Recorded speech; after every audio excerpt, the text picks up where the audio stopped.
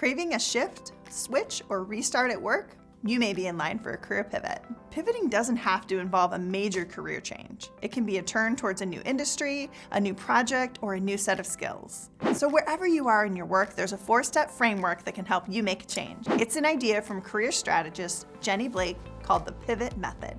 Here's how you can use it to pull off your own pivot. Step 1, plant. The first step to pivoting begins with understanding the base of your existing strengths and skills. To find yours, you can try an exercise like the 3 by 5 equals 3, which helps you identify and distill your transferable skills you've accumulated from every job you've ever held. Step 2, scan.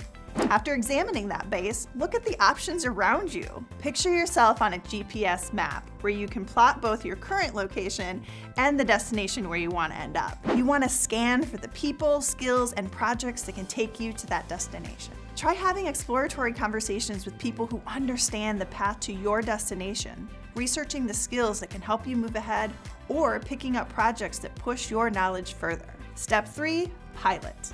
Once you've figured out the path of your pivot, set up personal pilot projects that head you there. Those are small, low-risk experiments that test if you like the direction you're headed in, and they provide feedback on what worked and what didn't. Ask yourself, do I enjoy this? Can I become an expert at it?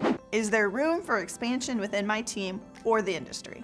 Step 4, launch. Cycle through those first 3 steps as many times as necessary to feel confident in the path that you've picked.